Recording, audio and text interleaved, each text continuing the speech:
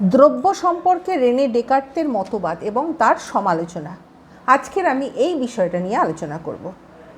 Rene Descartes 31শে March 1596 সালে ফ্রান্সে জন্মগ্রহণ করেছিলেন। রেনে ডেকার্ত একজন ফরাসি দার্শনিক। এছাড়া তিনি গণিতজ্ঞ ছিলেন, তিনি একজন দ্বৈতবাদী দার্শনিক ছিলেন। এছাড়াও তিনি জ্যামিতি ও বীজগণিতের মধ্যেকার সম্পর্ক নিরূপণ করেছেন। বীজগণিতের সাহায্যে জ্যামিতিক সমস্যার সমাধান সম্ভব হয় তা তিনি প্রমাণ করেছেন। তিনি বস্তু সম্পর্কে নতুন ধারণা দিয়েছেন। তার অধিবিদ্যা, জ্ঞানতত্ত্ব, গণিত, পদার্থবিজ্ঞান ও জ্যোতির্বিজ্ঞানে খুব আগ্রহ ছিল। ডেকার্তের মতে কোনো কিছুকে পরিষ্কারভাবে না জানা পর্যন্ত আমরা সেটাকে সত্য বলে ধরে নিতে পারি না। সেই জন্য কোনো একটা জটিল সমস্যাকে যতটা সম্ভব ছোট করে বা ভেঙে নেওয়া উচিত এবং আমরা সহজভাবে ও সুন্দরভাবে চিন্তা শুরু করতে পারি। ডেকার্ত বিশ্বাস করতেন দর্শনের অগ্রসর হওয়া উচিত সরল থেকে জটিলের দিকে। ডেকার্ত আরও বলেন দুই ধরনের বাস্তবতা বা সারবস্তু রয়েছে। প্রথমটা হলো চিন্তা বা মন, আর দ্বিতীয়টা হলো ব্যক্তি বা বস্তু। মন সম্পর্কে তিনি বলেন মন পুরোপুরি সচেতন এবং স্থানগত দিক দিয়ে কোনো জায়গা দখল করে না, ফলে মনকে ছোট ছোট খণ্ডে বিভক্ত করা যায় না। অন্যদিকে তিনি বস্তু সম্পর্কে বলেছেন একে ক্ষুদ্র থেকে ক্ষুদ্রতর অংশে ভাগ করা চলে। বস্তুর কোনো চেতনা নেই। ডেকার্তের মতে দুই সারবস্তু ঈশ্বর থেকে এসেছে, যদিও দুই সারবস্তুর মধ্যে কোনো সম্পর্ক নেই। এই জন্য ডেকার্তকে দ্বৈতবাদী বলা হয়। যুক্তি বা প্রজ্ঞার সাহায্যে বিশুদ্ধ সজ্ঞা বা সহজ জ্ঞানের মাধ্যমে ডেকার্ত 3 প্রকার দ্রব্য স্বীকার করেছেন। নাম্বার 1 ঈশ্বর, নাম্বার 2 আত্মা বা মন, আর নাম্বার 3 হলো জড় জগৎ। তার মতে ঈশ্বর এমন এক অসীম দ্রব্য যার উপর অপর সকল যাবতীয় বস্তু নির্ভর করে, কিন্তু তিনি অন্য কারোর উপর নির্ভরশীল নন। আত্মা বা মন এমন একটা দ্রব্য যার সারধর্ম হলো চিন্তা বা চেতনা। দেহ বা জড় এমন একটা দ্রব্য যার সারধর্ম হলো বিস্মৃতি। দ্রব্যের সংজ্ঞা দিতে গিয়ে ডেকার্ত বলেছেন দ্রব্য হলো এমন এক অস্তিত্বশীল যা স্বকীয় অস্তিত্বের জন্য অন্য কোনো পদার্থের উপর নির্ভর করে না, একমাত্র নিজের উপর নির্ভরশীল।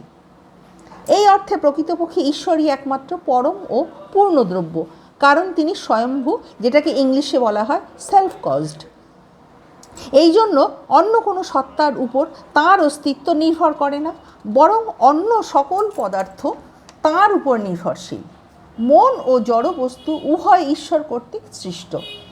এই জন্য যে অর্থে ঈশ্বরকে দ্রব্য বলা হয় সেই অর্থে মন ও জড় বস্তুকে দ্রব্য বলা যায় না। অর্থাৎ মন ও জড় উভয় ঈশ্বরের সৃষ্টি বলে তার উপর নির্ভরশীল হলেও পরস্পর নিরপেক্ষ হয়েও এরা পরস্পর স্বতন্ত্রভাবে অস্তিত্বশীল। অর্থাৎ মন জড়ের উপর নির্ভরশীল নয়, আবার জড় ও মনের উপর নির্ভরশীল নয়। মন ও জড় পরস্পর স্বতন্ত্র বলে আপেক্ষিক অর্থে এই দুটোকে ডেকার্ত দ্রব্য আখ্যা দিয়েছেন। অবশ্য মন ও জড়কে পরম ও পূর্ণ দ্রব্য না বলে সৃষ্ট দ্রব্য বলে গণ্য করেছেন।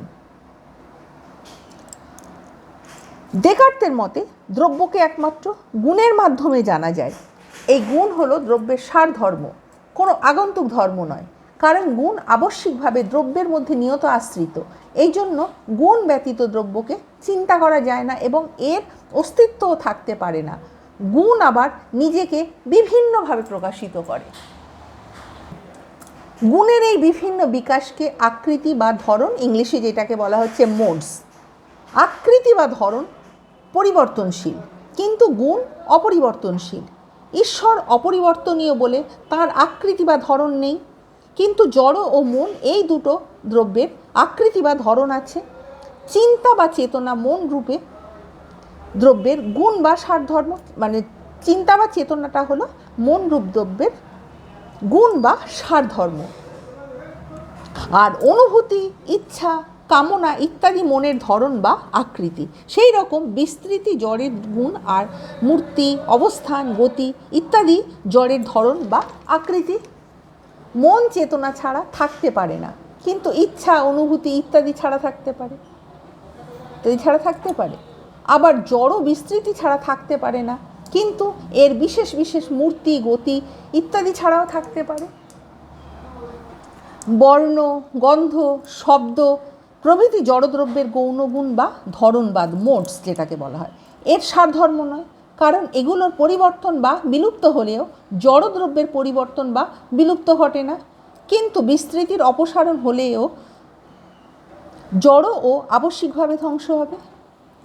এক্ষেত্রে উল্লেখযোগ্য যে ডেকার্ত গুণ, যেটাকে অ্যাট্রিবিউট বলা হয়, আর ধরন, যেটাকে বলা হচ্ছে মোড, অর্থাৎ অ্যাট্রিবিউট এবং মোড এই দুটোর মধ্যে যে পার্থক্য করেছেন এটাকে অনুসরণ করে ও ভিত্তি করে পরবর্তীকালে জন লক মুখ্য গুণ, যেটাকে ইংলিশে বলা হয় প্রাইমারি কোয়ালিটি, আর গৌণগুণ, যেটাকে বলা হচ্ছে সেকেন্ডারি কোয়ালিটি, এই দুই প্রকার গুণকে যথাক্রমে বস্তুগত এবং মনোগত বলে গণ্য করেছেন।